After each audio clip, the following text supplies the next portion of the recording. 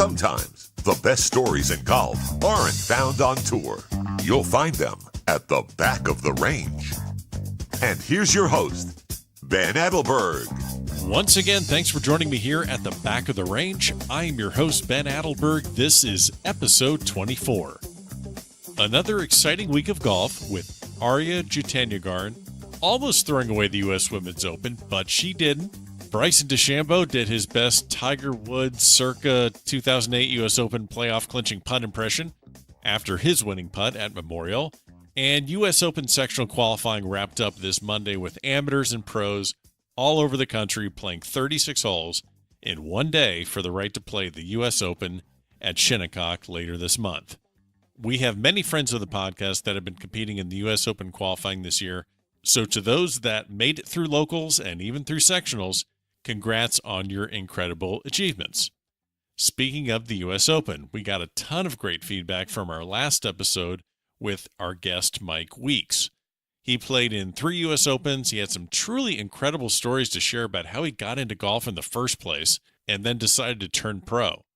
Remember, all of our episodes are available for download at any time.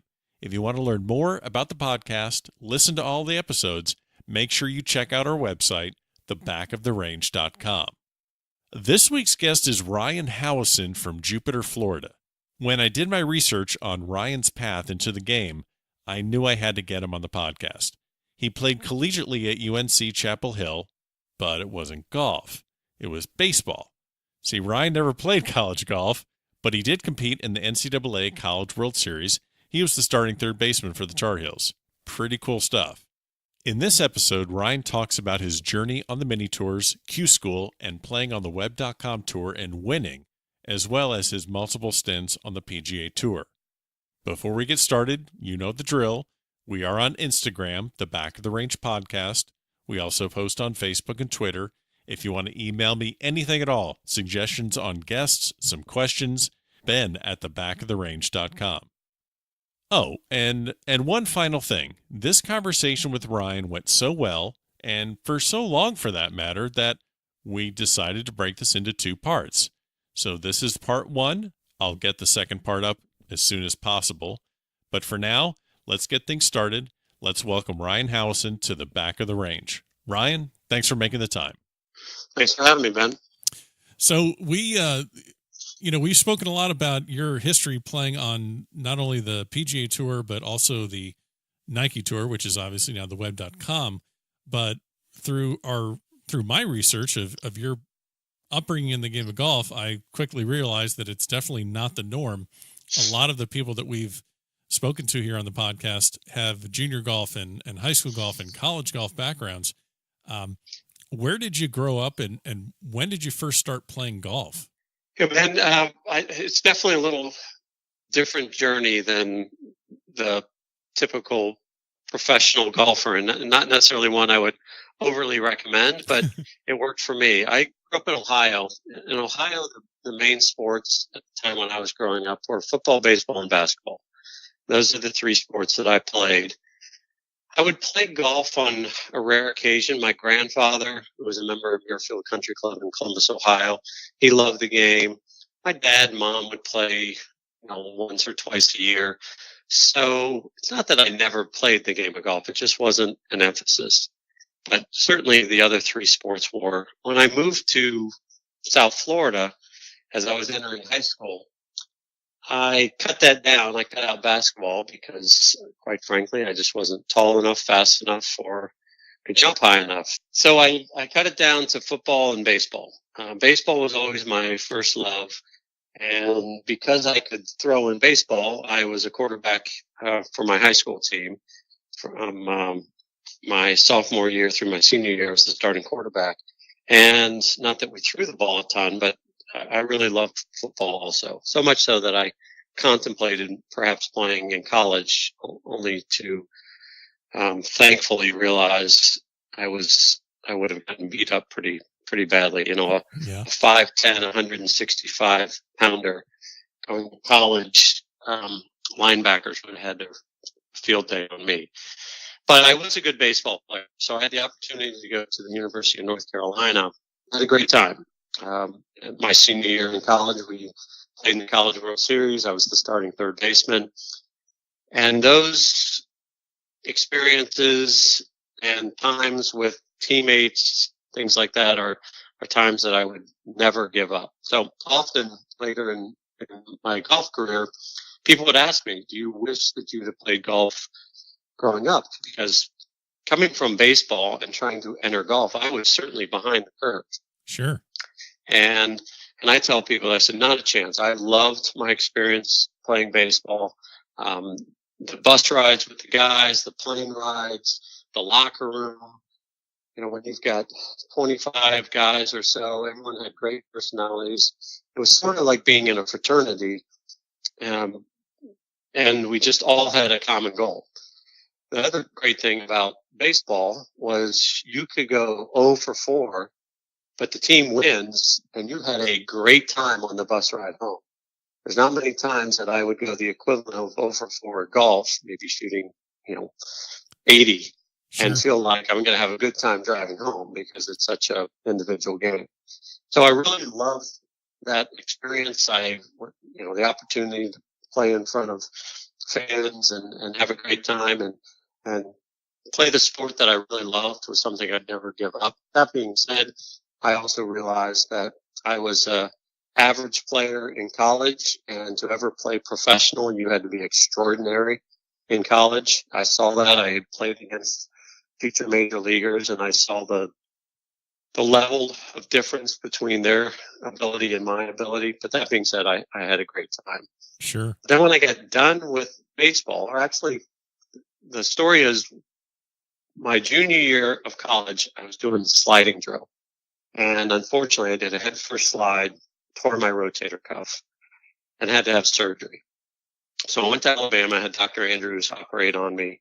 And then I tried to come back. That was over a Christmas break, my junior year. I tried to come back and play baseball, which is in the springtime, and I wasn't fully healed. So I ended up tearing it again.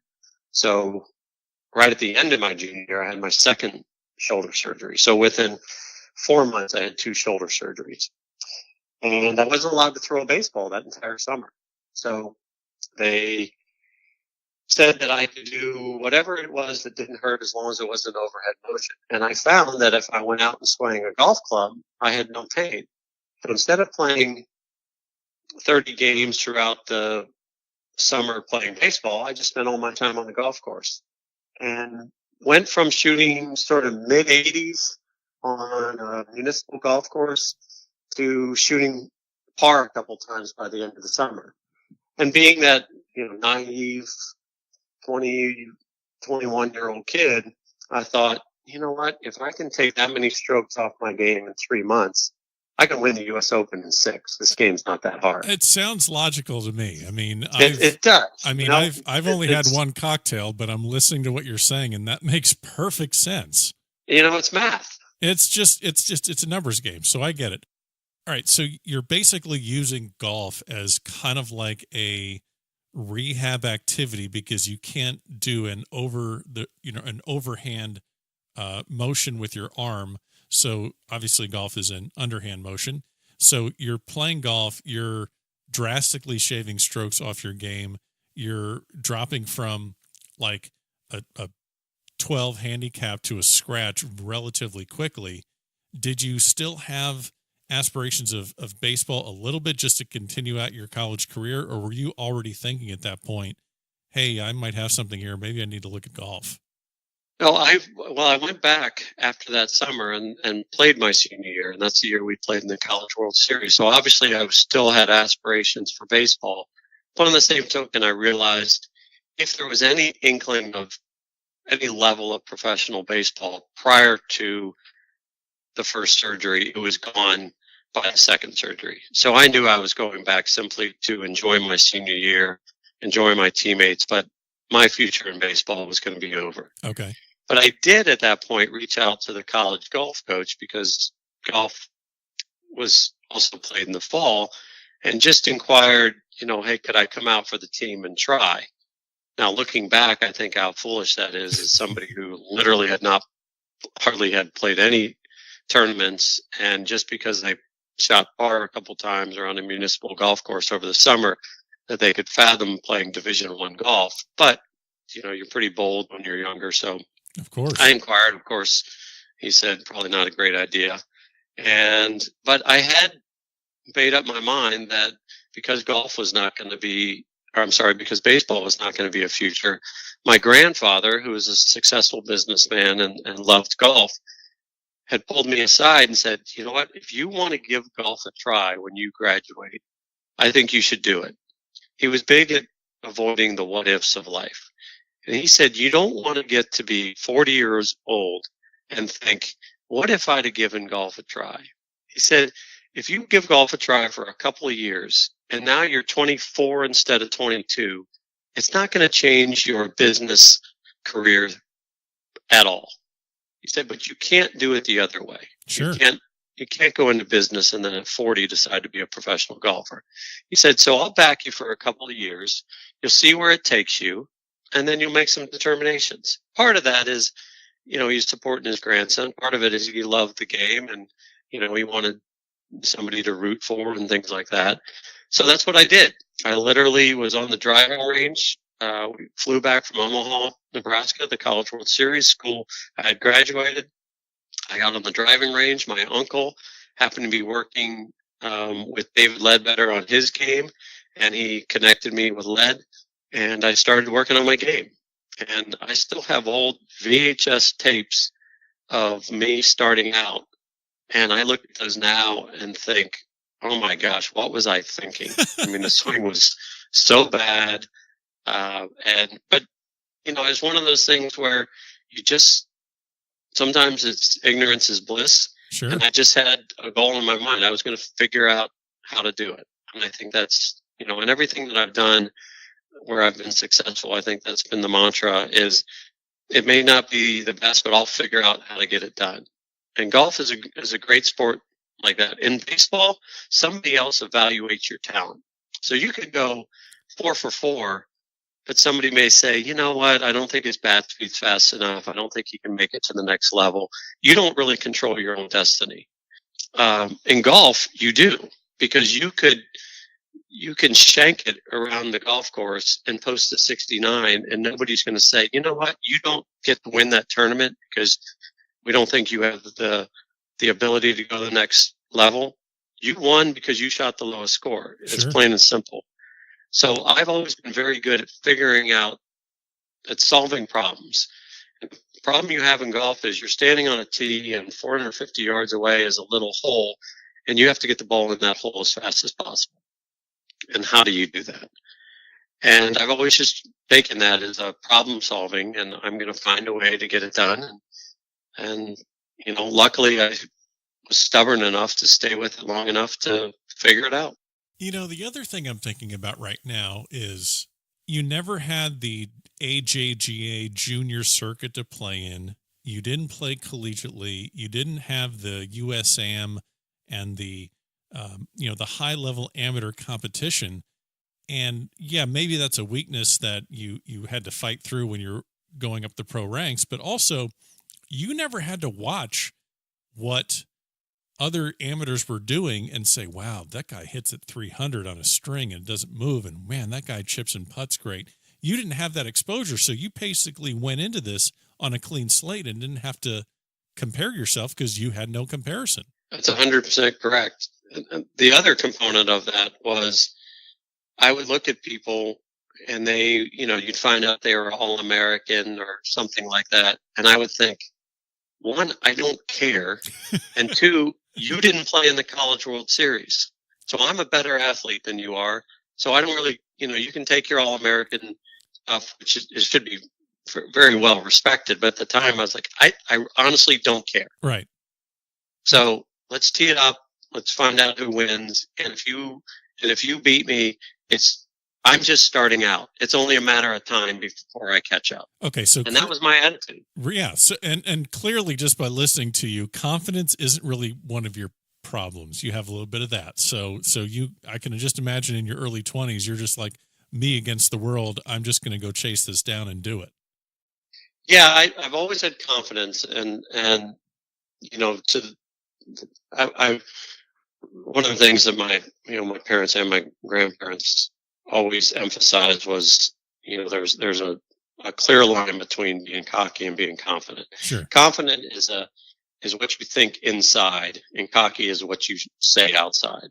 So inside, I'm thinking all these things. I would never say them out loud. Right. I would never treat anyone the way that, in a way that I felt like, I'm going to beat you or anything like that. It was just my inner drive that I kept telling myself, I don't care what you've done. I don't care how you're shooting.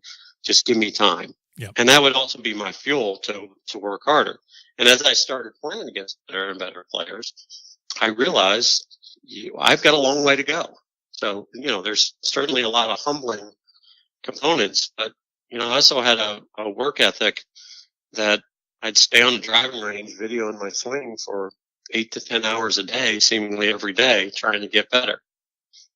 And then there's other components that I took from baseball. The primary one, and I'll never forget this, and to this day, I still remember this. We're playing a game early in the spring up in North Carolina, and it's kind of drizzling. It's probably 45 degrees out, and a day where nobody wants to be outside. And we've got to play a game. And our coach came in, and he said, 2 months from now, nobody's going to care what the weather was. They're going to look, and it's going to find out either you won or you lost. So you can either go out there and say, oh, we lost, but it was cold, and then it was rainy, and we didn't have our best stuff because of that. He said, but the win-loss, there's no reason, there's no room for excuses. You go out and you get it done, or you just don't go play. And so that was, another thing that I always kept in mind is there's no excuse. I can't use the excuse, well, I didn't play college golf. I didn't play high school golf. I didn't really play junior golf.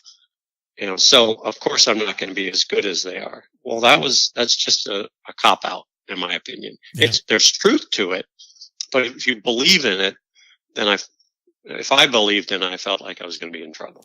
Well, and the other thing that prepared you for, I would imagine, is that, obviously you can't play baseball in terribly inclement weather. I mean, there's a certain point where they got to call it because it's, it's a different sport than golf. But golf, you can play in any sort of weather. So I can't imagine how much that helped you during tournaments and qualifiers and you name it, when it's blowing hard or it's rainy or it's cold. You've already been through the worst of it. So I can't only imagine that must have helped you tremendously. I'm sure it did, but truth be known, I'd much rather play in 80-degree and sunny and all that stuff. So of course, I try. We all go through that time where we look outside. It's like, oh my gosh, I really want to go out and play in this. And a tournament's a different story. I mean, you have to tee it up. Yeah. But the tough part is when you're on the road and it's a Tuesday and you need to go play a practice round and you look outside and you're thinking, oh, all I want to do is stay in bed today, but you've got to get up and go do your work because that's your job. Sure. So you play in the College World Series in 1989. You're a walk-on that makes it as a starting third baseman. So that's the pinnacle of college baseball. And then you reach the pinnacle of professional golf. You earned your PGA Tour card through Q School in 1994. That's 5 years in between there. Can you tell me what was the low point in those 5 years? Was there ever a point in those 5 years where you're just like, I don't know if this is going to work? I think there were some times when I certainly had that attitude. I'd be working on my golf swing and, you're not playing well and you're missing cuts and you're playing the mini tours where there's no money anyways, but yet entry fees are still pretty high and you still have travel expenses. But those were some of the most enjoyable times also because I was traveling with a bunch of guys who are in the same situation. So you're sharing hotel rooms, you're traveling together, you're all in your early 20s. So you're having a great time in life in general. So there certainly were some very low times with golf, but when there were, I had buddies of mine who were going through it with me. And some had more success than others, and at different times you can try to celebrate, in their success. And then there'd be the times when you're working on your golf swing and for the life of you, you just can't figure it out. And you're thinking, am I doing the right thing? Am I just totally wasting time here? Should I do something else? Am I ever going to make it? But, for me, because I started at such a low ability level, I mean, I thought I was decent, only to look back and say I was really bad in the grand scheme of professional golf, that I had a lot of upside room. Anybody who was at my ability and was practicing every day had to get better. Sure. So because I kept seeing myself getting better, I kept telling myself, I will stop when I feel like my game is not getting any better. And if I've never made it to any of the tours, then that's fine. But I'm just going, because I don't want to waste my money. I don't want to waste anyone else's money, and I don't want to waste time. But luckily, I could keep seeing improvement. It wasn't on a daily basis, but over a period of time, I could keep seeing some improvement. And the real turn came in 1994, where I went down to a little country called Trinidad and Tobago, and they had their National Open. And I went down there. I played great. I ended up winning the National Open, and I won $12,000. And at that time, that was more money than I could pay off my credit card. At that point, my grandfather had said, hey, I think you can do it on your own. You're making a little bit of money. You've got some credit cards. But I had credit card debt. And the fact that I could pay off my credit cards and have a little bit extra money.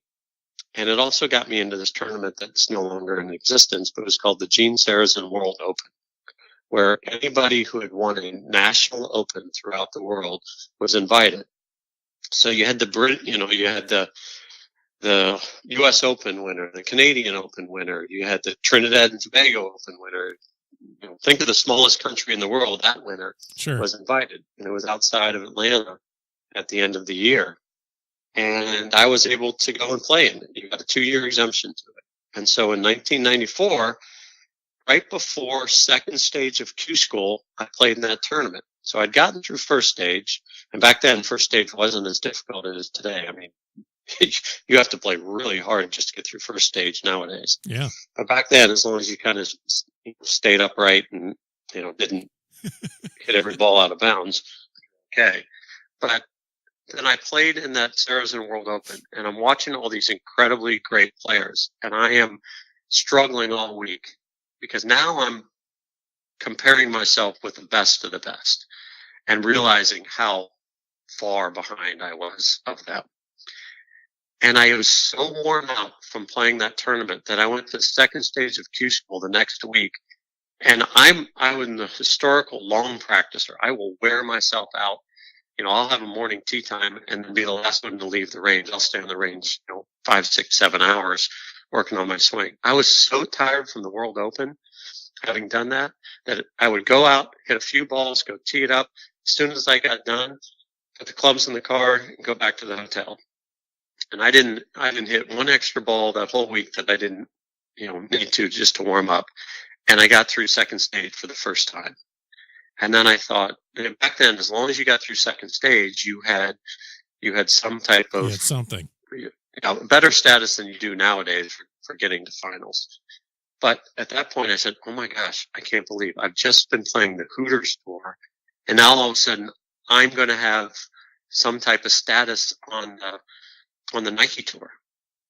And that was just a huge encouragement to me. And then I happened to, went to finals and same type of thing. I mean, I didn't realize the magnitude of the event. I just was going out to play golf. And it was a problem solve. There's 6 rounds. I've got to try to figure out how to get through these 6 rounds. And I realized that there was a lot of people there that were really, really nervous and people that were a lot better players than I was and had a lot better resumes than I did. I was watching them and playing practice rounds with them, and even the first couple rounds teed up with a couple of them and watched how they played and how nervous. And I said, wait a second, this is now a level playing field because they're a lot better than I am, but they feel like there's more at stake because they should make it. I shouldn't even be here. So I went out and played I can't say carefree, but I played without a lot of worry. I probably, the 6th round, I probably only hit, 7 or 8 greens, but that was sort of my game. I was going to figure out, I didn't care. I was going to miss a green. I was going to chip it up. I was going to put it in, hit par, move on. And the greens I did hit, I was going to try to make birdie, and that was my game. And I ended up coming to the last hole of a course called Greenleaf. It was the 9th hole. I know Greenleaf. I got a much more depressing story about Greenleaf, but yours sounds better than mine. But you go ahead about Greenleaf. So the last hole was a par 4. Back in the day, you're using wooden drivers. So I ended up hitting a drive out there, and I got 4-iron into a pin that I had watched at the turn, guys coming in, trying to hit that green, because you had to walk around that green when you were making the turn. And the pin was right over top of a bunker. It was on a downslope, and there's just no way. I barely saw anybody hold the green. So I'm coming in with a 4-iron because I didn't really hit it that well off the tee. And somehow I hit this 4-iron, hits on the upslope of the bunker, deadens it. It trickles down to 6 feet. Oh. And at that point, I knew I had to make it. And I'd been missing tons of putts coming in. My dad was caddying for me. And I told him, I said, you know what? I keep blocking every putt because at that point, I knew I was close and I want to make it. I kept coming up and out of putts. I said, I'm going to watch the ground after I putt and listen for it to go in to ensure that I stay down. And he says, go ahead. And I did it. And I probably only kept my head down for like a nanosecond after I hit the ball. And sure enough, it went in to get my card on the number. So now I'm really a guy who's in a place where he shouldn't be, because now I'm on the PGA Tour and I'm thinking, what? I don't even know what I've just done. I just know for the next 5 days, I woke up with a smile on my face and then had to remind myself of why I was smiling. Oh, gosh. What a great story. Who was more nervous over that putt, you or your dad?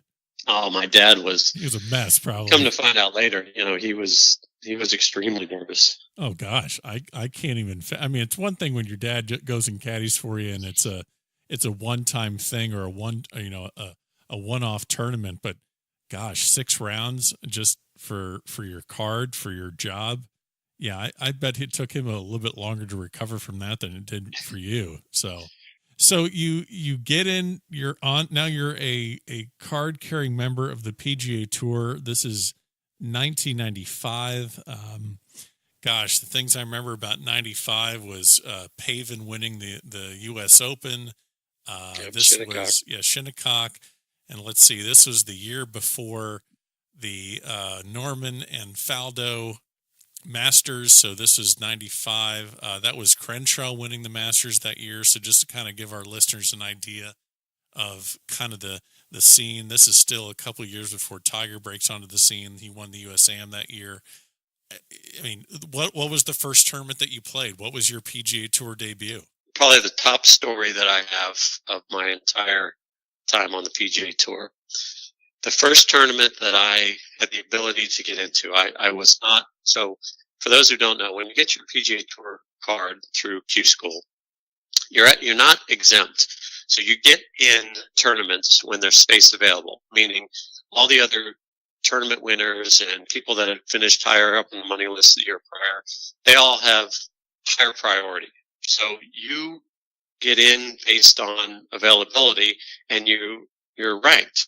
So because I made the card right on the number, I had a very low ranking. And so I wasn't getting into many tournaments. So I went to Hawaii, didn't get in. Now everybody gets into Hawaii, but back then I didn't get into Hawaii, tried to Monday qualify, which is not a bad place to go for a week. That's not a bad. Whether you're playing or you're not playing. And then I was an alternate for the AT&T out at Pebble Beach.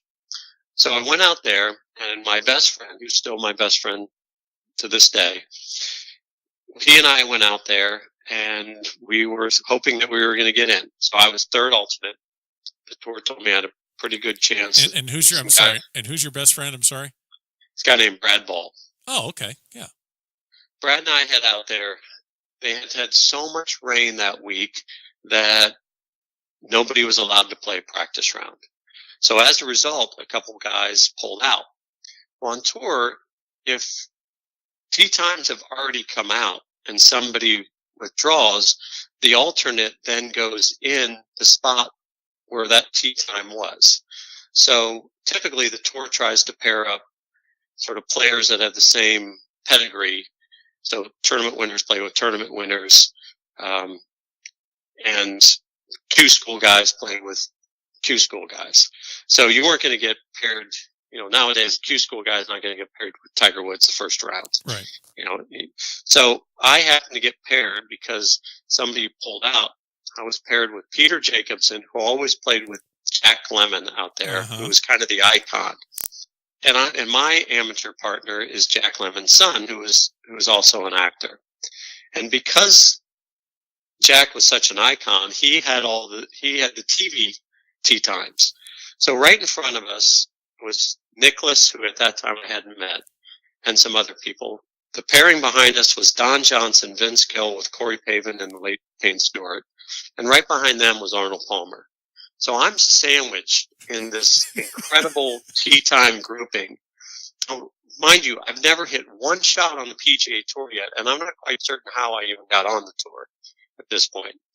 So the rules official comes up to me and says, you got a pretty good pairing, and he tells me. And so I end up finding Peter Jacobson, Jake, out on the golf course, and everyone's just kind of walking it. And I tell him the predicament. He said, no problem, you'll be fine.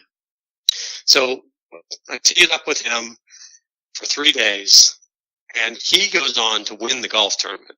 So I'm playing with Jake the first 3 days, and I'm watching some of the best golf I have ever seen. And thank God he won, because if he'd have finished like 30th playing the way he did, I probably would have just hung up my clubs right then and there and thought, there's no way I can beat any of these guys. Sure. He was hitting the ball incredibly flush and making putts. And Jack Lemmon was fabulous. He took us to dinner Brad and I to dinner at the tap room one night. Probably the most enjoyable is on Saturday we played Pebble Beach, and we had the TV times, and the cameras are following. They didn't show one of my shots, and nor should they have. But being in that environment was a lot of fun. Then afterwards, there was a players' dining at Pebble Beach. So we went in there with Jake and with Jack Lemmon and sat at a table and my parents came out and Brad's parents were out there, and we sat with Don Johnson and Vince Gill, and at that time Don was dating Melanie Griffith. Yep.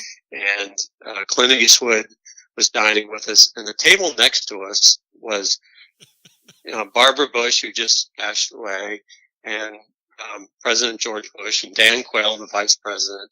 At some point we all sang him happy birthday, and Craig Stadler was there, and Brad and I are kind of looking at each other thinking, sort of what part, which part of the equation here doesn't fit in with the rest of it. And it's the two of us. So even at one point, I was telling my wife last night, we were watching, that Barbara had passed. And I said, I actually ran into the back of her at one time. And the story was I went outside to make a phone call, and I'm on the phone, I'm looking sideways as we're walking back into this lunch tent. And all of a sudden I look up and I just see a sea of white in my eyes. Well, I ran into the back of her hair, and I didn't know who it was. So I reached out and I said, I'm so sorry, only to have Barbara turn around and say, oh, that's okay, blah, blah. And I'm thinking to myself, oh my gosh, this is the first lady. So, or the former first lady. So that was Brad and I still, that's been 1995. So what's that, 23 years ago. And we still talk about that story. It was such a great week. God. Well, there's only about 37 directions I want to go with this, but wow. So I'm sorry, I'm just trying to digest the entire, the enormity of just that story. So yeah, Lemmon was basically the mayor out there. I know it was him and Jacobson and actually, yeah, now that you mentioned 95, so he won that and actually got it. That was pretty big on getting him onto the Ryder Cup team in 95. Behind the scenes, we see everything about the AT&T, with Bill Murray and all the celebrities. with all the tournaments that you played in, was that just the most over the top crazy with all of the attention and all of just the moving parts? Did that tournament just stand out above all the rest? It did, but in a good way. Yeah. There was so much fun. The tea gifts that they gave you. I mean, I still have this enormous Waterford crystal, AT&T Pebble Beach engraved punch bowl. It was one of the gifts one year. Another year was these incredible Waterford crystal wine glasses. They were one of the tournaments that gave you some really nice gifts. So, but outside of that, there was a different atmosphere because of the entertainers that were there, and people came out not to see golf but to see the celebrities. Yeah. My mom, who was following us, told us the story. We were at Pebble Beach one day, and people came up and they're trying to figure out, who's playing this hole and who's coming up the next hole. And they're standing there with a tee sheet, and we're passing them, and my mom overhears this girl and this guy say, who's this? And they said, well, that's Jack Lemmon and Peter Jacobson. And they said, well, who's coming up next? And they said, oh, it's Don Johnson and Vince Gill. They all said, oh, cool. Who are they playing with? And they said, oh, Corey Pavin and Payne Stewart. And they go, who are they? Oh, God. And you're thinking, all right, at that time, there were the best golfers in the world. Yeah. They've been around forever. And these people had no idea who they were. They weren't there to watch the golfers. No. They were there to see the celebrities. So it really was just an amazing event. Obviously, the venue, the vistas, everything were incredible. So I would say that was my favorite event to play in. So you play in 1995 in the PGA Tour. You get into the tournaments you can get into. How did that year end? So 95, I was unprepared for the PGA Tour. I just did not have the golfing skills required to play the PGA Tour. I could get the ball out there. I could get up and down, but you start putting me in long rough and long golf courses. It's tough to get up and down, from 60 yards versus because I've hit it in the rough and now I can't advance it far enough to get up near the green versus playing a golf course that has much lighter rough and you can advance it up towards the green and then figure out how to get up and down from there. So I had a very, very poor year, and I think I only made 4 or 5 cuts all year out of, I think I got into 19 events. So I do remember getting in, making my first check at San Diego, another tournament that Jacobson happened to win, by the way. I think he actually won back-to-back weeks, that AT&T and San Diego. But it was definitely a learning experience. The part that I regret the most is watching the other guys too much and then trying to change my game to be more like theirs. So at that time, Greg Norman was probably the number 1 player in the world. So I'm watching him hit balls on the range. And as a matter of fact, I actually played a practice round with him in Georgia one time. And I could just, when you're outclassed, and you're outclassed in literally every component of the game. So he can hit it straighter, further, higher, putt better, everything, think better, more confidence, more experience. And I try to emulate, not necessarily Greg, but other players as well, sure, saying I have to hit the ball better and I have to do this and I have to do that. When in fact it was true, but I abandoned what had gotten me there, which was my short game. So then when I did start hitting it a little bit better, I'd miss a green and not get up and down where I would have before. So if I could do it all over again, I would have watched the other players to give me motivation to get better, but I would have made sure that what got me there was the short game. I would have made sure I continued to practice that and keep that sharp while I worked on the other parts of the game instead of just working on my deficiencies. So you go back to, we'll just call it just for consistency purposes, you go back to the web. You played there in 96 to 99. You picked up 3 wins. You had 2 in Lakeland, 1 at the Ozarks Open. And then you get back in the year 2000, you get back to the PGA Tour. Before we talk about your second stint on the PGA Tour in 2000, what was one of the big differences that you saw? I'm sure there were a lot, but what was one of the big differences that immediately hit you when you jumped down from PGA to the web? Well, and there's the obvious differences, and you were playing for a whole lot less money. Sure, yeah. I guess I was kind of referring to just not just the money, but like, is the level of competition different? Did you see something that really jumped out at you when you went to that tour, or was it guys that were just as good enough to be on the PGA Tour that were working their way back? What I think I noticed the most, the top 30 to 40 players in the world were just so much better than everybody else. The Ernie Els and the Normans and the Faldos and people like that. They were just heads and shoulders above everybody else. But then when you got down further than that, there was times when guys would play phenomenal, but then there would also be times when they would play very mediocre. And on the web.com tour, the guys who would play great were never as great as the top 30 players in the world that you had seen, but they were extremely talented. But then a lot of the other ones, and I would probably throw myself in many years into this category, were still trying to find their way, still working on their game, trying to get to the next level. Versus the PGA Tour, you're at the ultimate level. So now it's time to perform. On the web.com, you're sort of still in that trial mode. You know, if I tweak my swing here, can I get up to the PGA Tour? If I work on this, or if I work out more, if I change my diet, can I get to the PGA Tour? So they were working towards getting better, versus the PGA Tour was more working about getting it done. Right. So I noticed that. So when I went back to the tours, I focused more on getting it done. So I was on the PGA Tour, I was trying to get a lot better. But when I went back to the web, I would try to get better. But when it was game time, I said, whatever I have, I've got to play with. I'm gonna stop trying to work on my swing while I'm playing, versus I need to pay bills and I need to try to get back out. Because once you've had a taste of it, you certainly want to get back, because you're treated like royalty when you have no reason to be treated that way. They definitely treat you far better. They treated me far better than I deserved to be treated. And there you have it, another great episode here at the Back of the Range. Remember, this is part 1 of the Ryan Howison episode. Part 2 is coming up in a few days.